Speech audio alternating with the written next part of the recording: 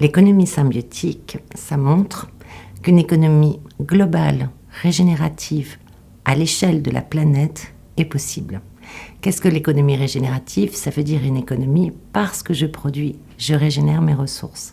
C'est-à-dire comme une abeille, lorsqu'elle va chercher son nectar dans une fleur pour faire son miel, elle va se charger de pollen, elle va ensuite aller sur une autre fleur, elle va la polliniser et ainsi elle va régénérer la fertilité du milieu dont elle dépend.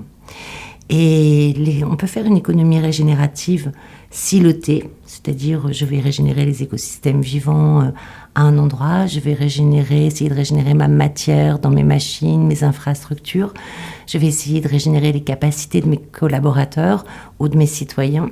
Et à un autre encore, l'économie symbiotique montre que ces régénérations, en fait, elles fonctionnent selon le même modèle, un modèle d'écosystème, et surtout qu'elles sont extrêmement synergiques entre elles. C'est-à-dire que quand vous les associez, vous permettez la réussite des autres. Et du coup, vous arrivez à des modèles de rentabilité et de performance beaucoup plus grands que si vous silotez.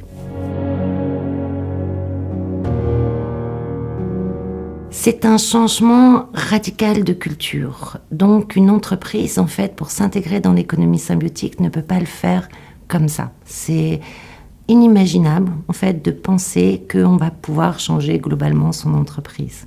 C'est un nouveau modèle, c'est d'autres façons de penser, beaucoup plus holistiques, beaucoup plus systémiques. On ne pense plus en linéaire, on pense en système, on regarde autrement. Donc, en fait, il faut faire ces cellules d'innovation pour regarder son entreprise autrement, s'inspirer des modèles techniques régénératifs, des modèles productifs régénératifs qui vont être à la base, en fait, des qualités écologiques que vont avoir votre entreprise. Et puis, vous allez l'activer avec d'autres modèles économiques. Donc, il faut encore s'inspirer sur quel potentiel ça m'ouvre, comment je fais pour penser impact positif, que mon entreprise crée des impacts positifs écologiques. Et ensuite, regarder aussi, activer des modèles sociaux, se laisser inspirer pour imaginer son entreprise autrement. Et du coup, en fait, c'est un tel changement de culture qu'il faut commencer petit. Et puis, au fur et à mesure, développer son modèle et intégrer au fur et à mesure des collaborateurs, puis peut-être des nouveaux pans de l'entreprise. Et ainsi, on peut changer rapidement, mais si on commence petit et humble. Avoir beaucoup d'ambition, beaucoup d'humilité. Commencer petit et se déployer en spirale. Expérimenter.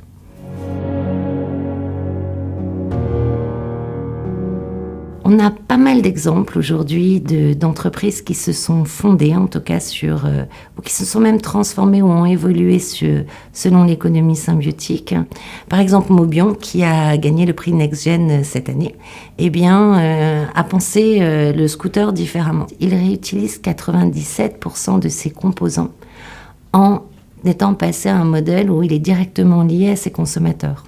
Et ce faisant, il récupère, en fait, il ne vend pas ses scooters, il récupère ses scooters et donc il les a pensés complètement différemment pour qu'ils soient démontables, remontables, récupérer les composants.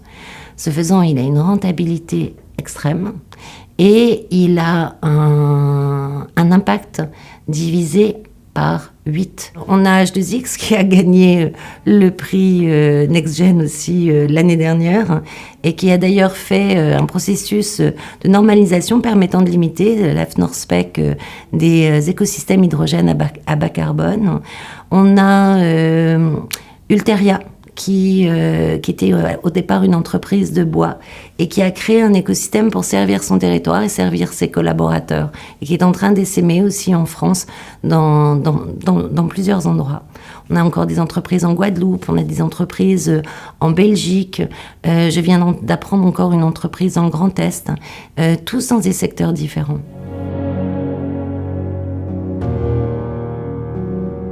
Il y a de plus en plus d'entreprises qui partent vers les modèles symbiotiques ou plus généralement régénératifs.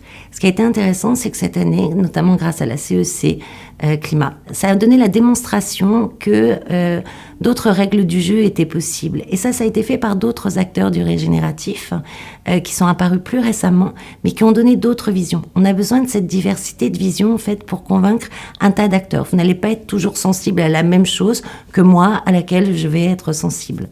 Donc cette diversité est très importante. L'autre chose, c'est qu'on a besoin d'exemples. Donc évidemment, plus on a des exemples, comme je viens de vous citer, dans des secteurs, plus ça va encourager d'autres. On a besoin d'exemples inspirants. On a besoin aussi de données. L'économie régénérative est passée sous les radars académiques. Donc, on a peu de recherche scientifique de qualité académique qui a été faite.